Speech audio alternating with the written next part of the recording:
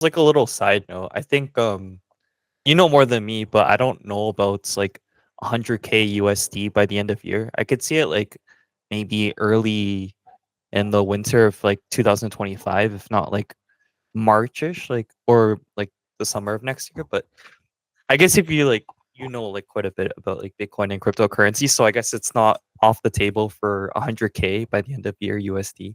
But I think I was thinking maybe with more interest cuts, more money would circulate and then people would buy Bitcoin. But I don't know. I'm just curious as to I don't know. I don't know what's with me right now. I'm just curious as to the mindset. Go ahead. Yeah, I'm just so interested.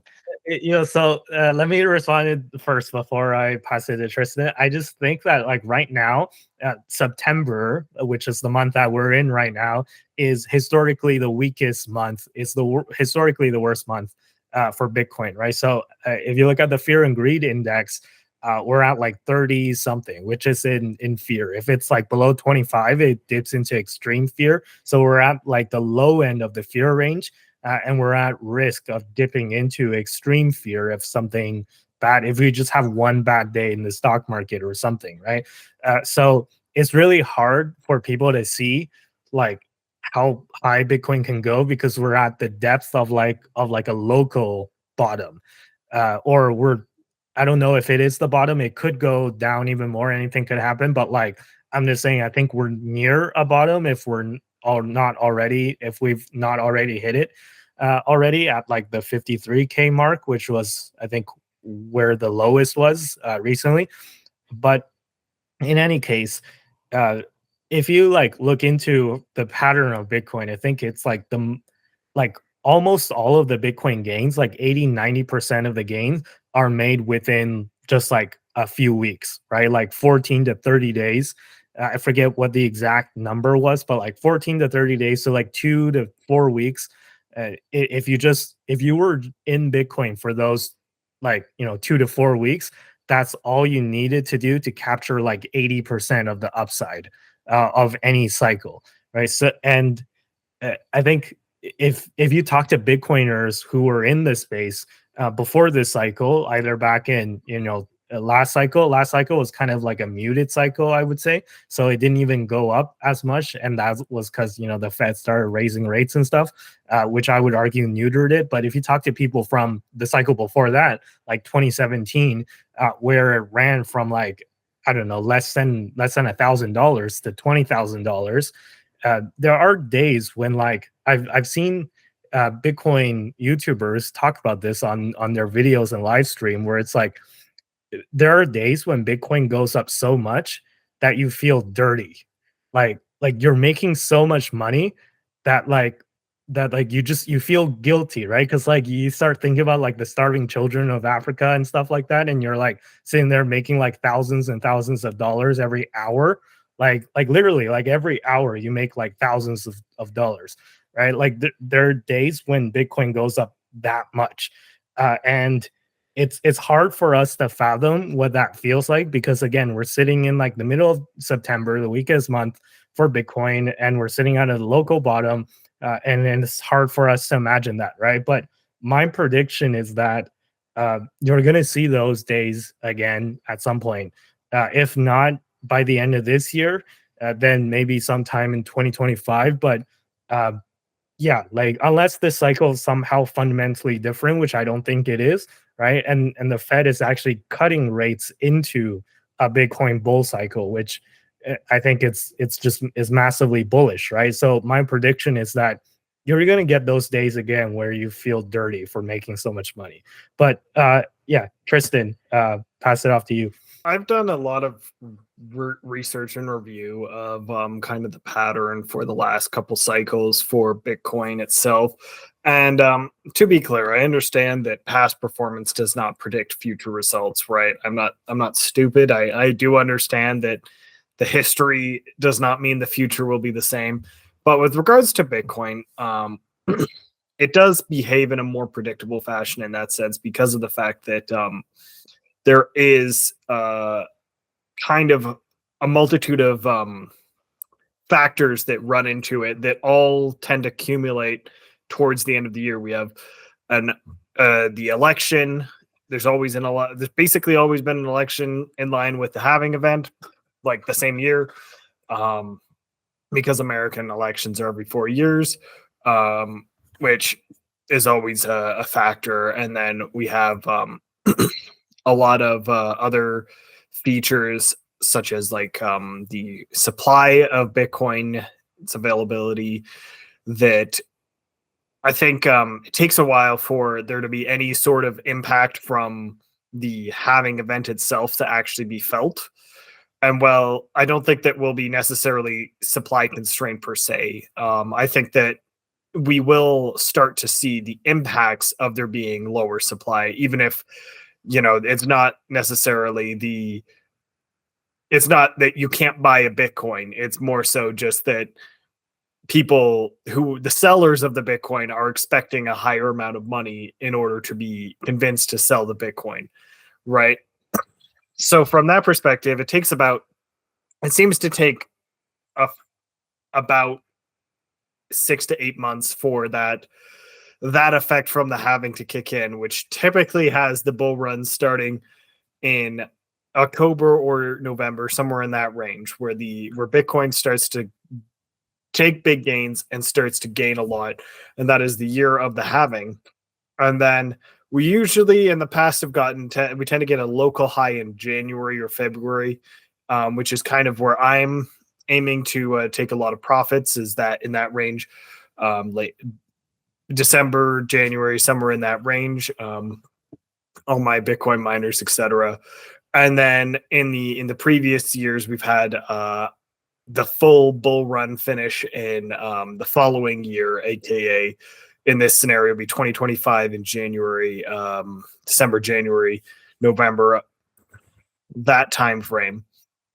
And so on that front, my expectation is that we will hit a local high in January or February of this next Bitcoin run, in which case there's going to be a lot to be gained by selling in that range and taking profits, Scrooge McDucking in your pile of money for a little bit, and then waiting to get back into Bitcoin until probably the summer of 2025. And then if you're looking to take advantage of that hopefully consistent bull run for the following year, where we hit that new peak, I think that may be what we would see in late 2025. Now, I mean, this is just based on previous cycles, so it may or may not vary. It depends on if the Bitcoin ETF has had a sufficient effect on Bitcoin itself that has made it such that it is the supply constraint is not as much of a factor, because the Bitcoin doesn't need to move around itself. It can just be moved around, basically fakely through the ETFs. But we do have factors like that. So it will remain to be seen how this actually plays out. But I think from my perspective, I think that there is a lot to be gained by trying to play it out the way I'm kind of viewing it, where I take a lot of profits this year and early next year, and then I have the option to get back into it to try and play the 2025 rally. But I can also take a smaller position so that I don't need to put all of the profits that I've made from this first run at risk. So in that regard, you can try and maximize your return in the first kind of local peak in the halving year, and try and get a significant amount of value out of that then, and then go back in maybe with a smaller percentage or something to that effect in 2025 to try and maximize on the value. Whereas if you rode all the way through, like purchased before like nowish, and then you ride all the way to the 2025 one run, you might make more money on your overall position if you don't sell, but you do run the risk. You will observe yourself gaining a lot and then losing a lot. And the fact that you'll have gone through that up and down, I think that it would be very difficult for any sane person to not have a emotional reaction and sell their shares, for example. So I think I think it's fair that people would be concerned by that. So from my perspective, I just think that there's a good opportunity to load up now and hopefully dump it all in the not too distant future, and you'll get hopefully a great return for the amount of time that you actually have to hold the Bitcoin miners. That being said, not financial advice. These are highly volatile stocks. Bitcoin is a highly volatile asset. Don't be it's not for the faint of heart, is what I really want to say, because you will see humongous fluctuations in your account, and they may not always be on the upside. So keep that in mind. Yeah, no, makes sense. And will you talking about the plans to take profits? Will you commit on this podcast to our audience to let us know when you decide to take profits, so that not for people to necessarily copy you, but just for disclosures to let everyone know, right? So I guess I'll go first. I'll let you guys know. I'm committing right now that I'll for sure tell you guys when I'll be getting out of these CleanSpark calls, for instance, or Bitfarms, or just any other Bitcoin mining companies, or just Bitcoin related investments in general. I do have a bag of Bitcoin that I don't talk about, that's in cold storage, that I'm just gonna probably keep forever. But yeah, these Bitcoin miners, I don't want you guys to get the impression that I'm just gonna like hold on to them forever. There is a time, I think, that you do want to take some lifestyle chips or lifestyle fun coupons off the table. So yeah, Tristan, will you let us know when you pivot your strategy? I will commit to letting you know if I'm selling out of my minor positions, because when I sell, I will be basically dumping them all. Like my expectation is not that I will be holding on a little bit here and there.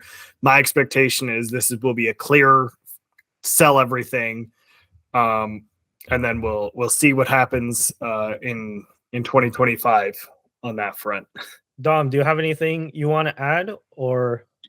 Yeah, I actually want to like try something new. We haven't done this on the podcast yet, but so like while you guys were chatting, I was like, oh, there's a chart I never knew, and I don't know if you guys can see my screen right now, but I know exactly what Tristan's talking about. This little like, oh, I guess you guys can't see my slump, but around the Jan 2025 range is like, I guess when you guys are planning on selling. So I think I'll probably follow suit. The moment I hear one of you guys say, "All right, boys, it's time," I'm like, fuck it. Oh wait, PG, cut that out, cut that out. Yeah. I'm down to sell like bit farms and everything during that time too. I had no idea there was gonna be a huge spike. You guys should have told me before. I'm buying, buying. But I mean, like what Tristan said, it's not like 100% like just because it says it's gonna happen doesn't mean it's gonna happen for sure. But now knowing this changes me completely. What do you mean we didn't tell you that there was going to be a huge spike? Isn't that what we've been talking about for like this entire show since we started doing it? Well, SIHIT or SHIT.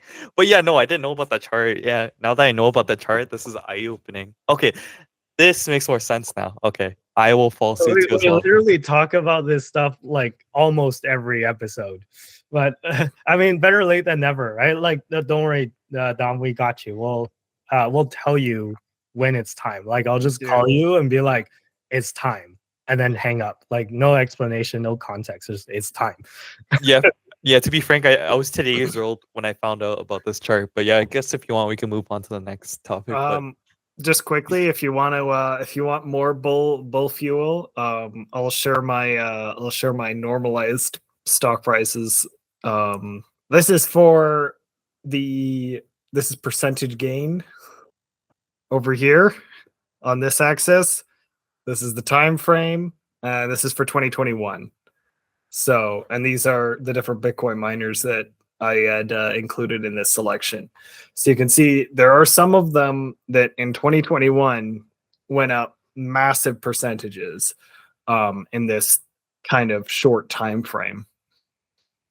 So that's kind of what I'm looking to take advantage of. And you can't even see really Bitcoin because it's all the way down here in terms of actual percentage that Bitcoin did. And this is how you can kind of see the leveraged amount that the Bitcoin miners were doing. But again, it's not financial advice. It's just some more moon fuel, you know, whenever I'm feeling like I've lost my mind. I can come look at this chart and be like, hey, I mean, did it last time. Hopefully this is like last time. But yeah, so there's like Hive here and Mara, and I do have MicroStrategy, who is like down here at like the 400% mark-ish. So again, there were substantial gains made on these stocks last cycle. So I think it's something that we can keep in mind, that there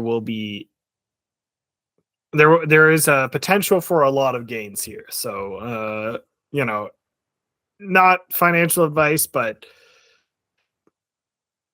I'm definitely bullish on it. Yeah, and I think that this is actually one of Wall Street's best kept secrets, right? Because like it seems like it's not a secret because we talk about it publicly on the show almost every week here, at least every other week. But if you actually go out, even like and talk to people, even people who are well versed in the stock market and stuff, like nobody pays attention to the miners and nobody like cares, but they will care when that, like, you know, they call it the banana zone, right? When the banana zone hits, then you're gonna attract kind of the mainstream attention. But we're not there yet, and hopefully the banana zone is still ahead of us.